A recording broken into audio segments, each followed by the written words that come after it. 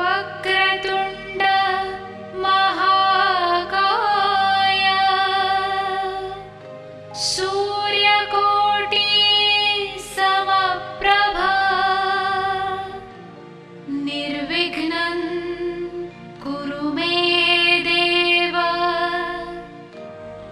सर्वकार्येषु सर्वदा।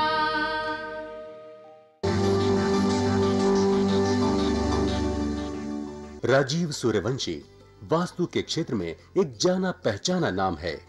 पिछले एक दशक से भी अधिक समय से इस क्षेत्र में सेवारत भवनों को बिना तोड़े या फेरबदल किए उनके परामर्श से असंख्य लोग लाभान्वित हुए हैं। सिंहस्थ महाकुंभ 2003 को त्र्यंबकेश्वर में श्रद्धालुओं को वास्तुशास्त्र प्रवचनों द्वारा कृतार्थ करने पर विशेष रूप से सम्मानित किया गया।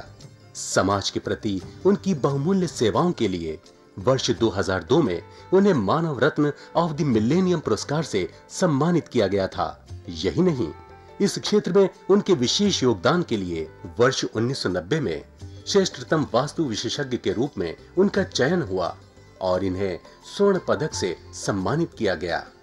राजीव सूर्यवंशी ने समय समय पर देश के विभिन्न भागों और विदेशों में सेमिनारों और कार्यक्रमों का आयोजन करके समाज की खुशहाली और उत्थान में अपना योगदान दिया है।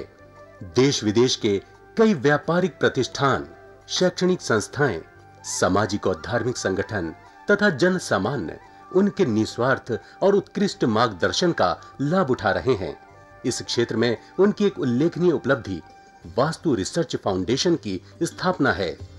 वास्तु के क्षेत्र में जिज्ञासु लोगों के लिए राजीव निष्ठावान पथ प्रदर्शन की भूमिका निभाते रहे हैं और उनकी जिज्ञासा शांत करते रहे हैं। उनके अनेक विद्यार्थी इस प्राचीन विज्ञान का देश भर में प्रचार प्रसार करके लोगों का ज्ञान वर्धन कर रहे हैं।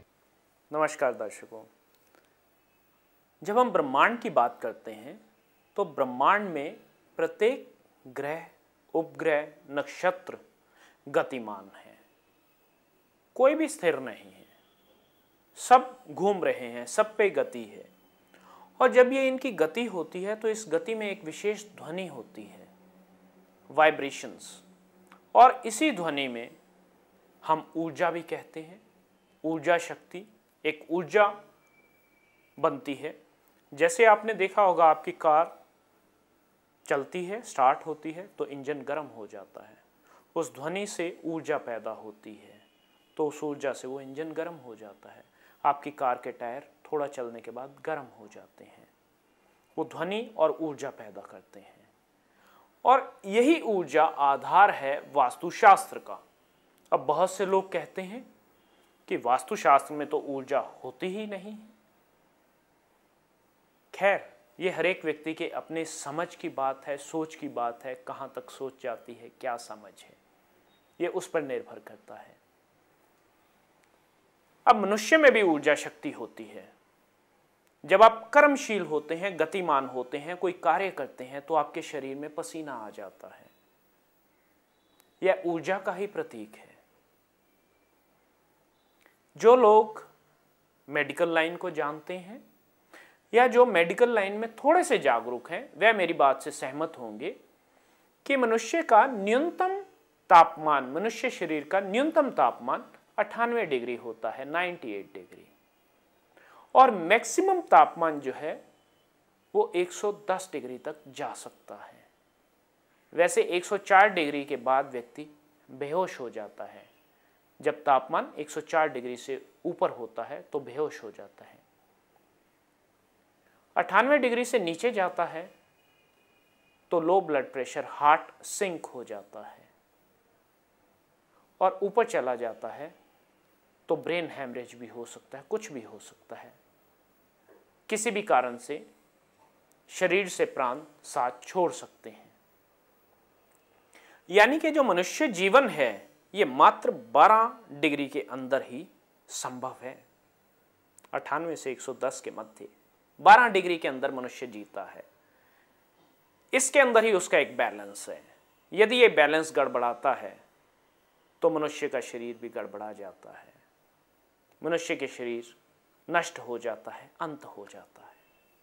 ये बात हमें समझ आती है क्योंकि हम बहुत देर से देख रहे हैं थर्मामीटर लगता है, छोटे से बचपन से बड़े हो गए तब भी अपने या लोगों को देखते हैं थर्मामीटर यूज करते हुए, जिससे तापमान, मनुष्य शरीर का तापमान पता चलता है।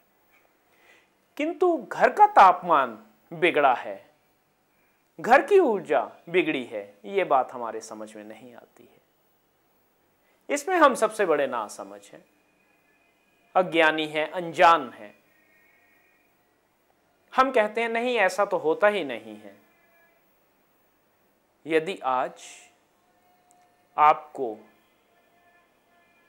शरीर में किसी प्रकार की बीमारी है, असाध्य रोग है, जिसके बारे में आपको आज पता लगा है, उसका कारण है आपके घर में कोई त्रुटि, कोई दोष। हार्ट अटैक से व्यक्ति मरता है दोष के कारण, कैंसर होता है घर में दोष के कारण, सास और बहू में अनबन रहती है आपकी किचन के दोष के कारण,